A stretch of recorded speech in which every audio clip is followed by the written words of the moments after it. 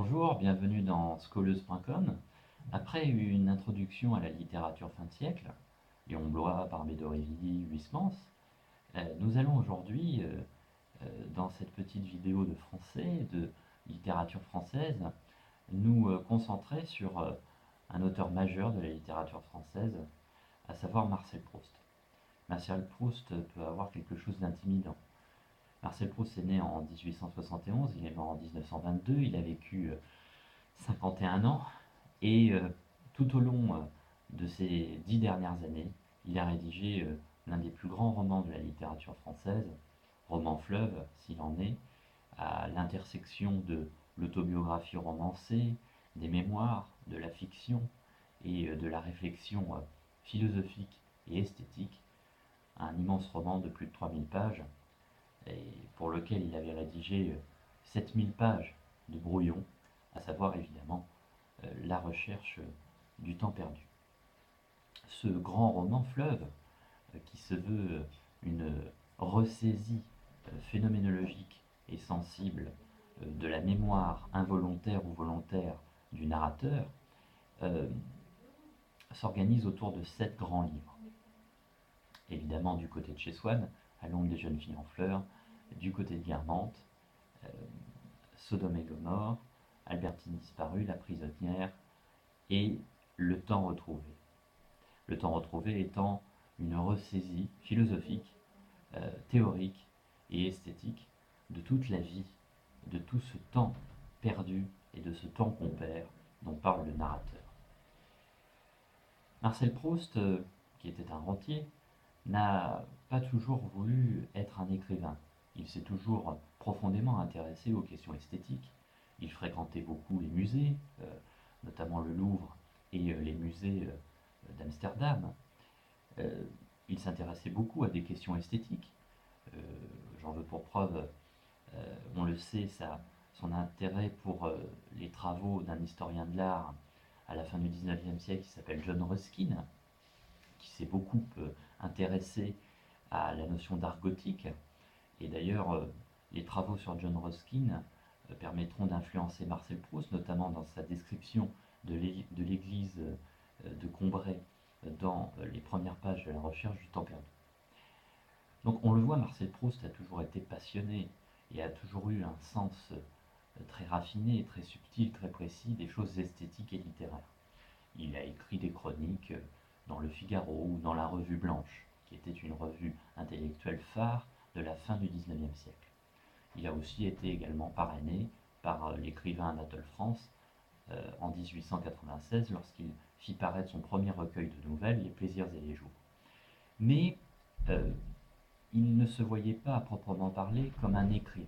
Cette vocation quasi irrépressible d'écrivain, il ne l'éprouve finalement qu'en 1908, lorsque, lors d'un voyage à Balbec, autrement dit Cabourg, dans le grand hôtel de Cabourg de Balbec, il conçoit ce grand projet qui devait au départ s'intituler Les intermittences du cœur, qui s'appelleront progressivement à la recherche du temps perdu.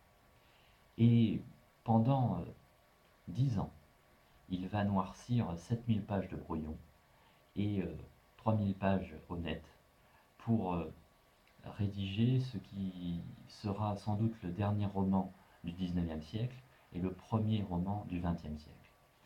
On voit la grande modernité de Marcel Proust derrière un style très classique qui est en partie inspiré du style acéré des mémoires de Saint-Simon.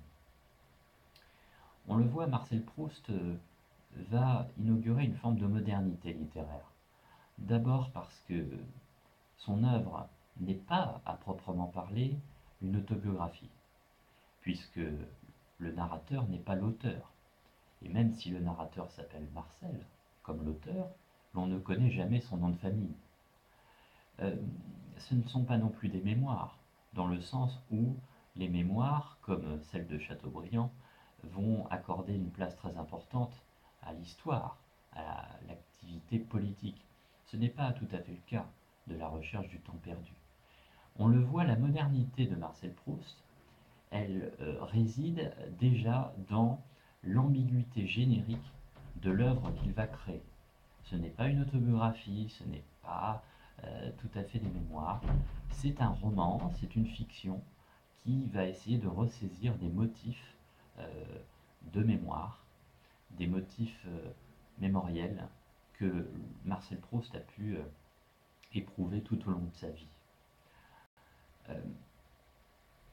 Marcel Proust, au-delà de l'architecture, de la recherche du temps perdu, avec cette construction circulaire qui fait que Combray et le temps retrouvé s'enchaînent et finalement vont se répondre mutuellement, comme une sorte de bilan mémoriel et temporel de cette vie mondaine et sentimentale, la modernité de Marcel Proust réside également, paradoxalement, dans son style.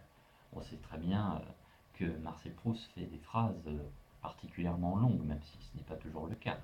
Mais cette langue complexe, raffinée, qui va donner une forme de patience au lecteur, peut être vue comme un exercice spirituel. En effet, en lisant Proust, nous exerçons notre patience, nous exerçons notre capacité à décrire, à ranifier progressivement la syntaxe, mais aussi le vocabulaire de la langue française, et à finalement apprendre à regarder, apprendre à voir. Et euh, Marcel Proust est très intéressant dans ses vitesses de lecture. Et il sera beaucoup question pour lui d'une réflexion sur le style. Parce que si la recherche du temps perdu est un exercice spirituel, c'est aussi un exercice de style. Marcel Proust, dans ses pastiches, s'est beaucoup intéressé à la notion de style, et notamment le différent style des auteurs. C'est la raison pour laquelle, dans ses pastiches, il a pu faire imiter le style de Gustave Flaubert, par exemple, le style de Balzac, le style de Renan, pour le style des Goncourt, pour essayer de s'entraîner à saisir l'identité stylistique d'un auteur. Et le style de Marcel Proust, exercice stylistique, exercice de style, exercice spirituel, euh, sera la synthèse, en plus de son originalité propre, de tous ces grands auteurs qu'il a pu lire et qu'il a pu justement apprécier. La recherche du temps perdu de Proust aura une postérité phénoménale au XXe siècle. Elle sera beaucoup lue à l'étranger, notamment en Angleterre et aux États-Unis. Elle deviendra un peu le symbole d'un certain chic à la française, d'un certain raffinement esthétique, mais aussi d'une capacité d'analyse psychologique. En effet, dans la recherche du temps perdu, Marcel Proust accorde beaucoup d'importance aux anecdotes les plus simples, mais qui permettent de ressaisir un lieu et donc un nom de famille. On peut penser par exemple au Guermantes, qui va évoquer tout un monde, toute une vanité et toute une sensibilité d'une période de la vie du narrateur. Marcel Proust fonctionne beaucoup par ça, euh, par les lieux, par les décors, par les noms de famille qui sont aussi des noms de lieux et qui permettent de ressaisir une période mondaine précise. Cette manière de procéder, qui, à la fin du temps retrouvé, nous donne l'impression d'une forme de totalisation, d'immense cohérence de cette architecture romanesque, aura évidemment une grande postérité qu'on pourra retrouver d'une manière totalement différente dans la forme, chez par exemple Céline et son voyage au bout de la nuit, ou encore chez James Joyce et évidemment son grand roman qui s'appelle Ulysse.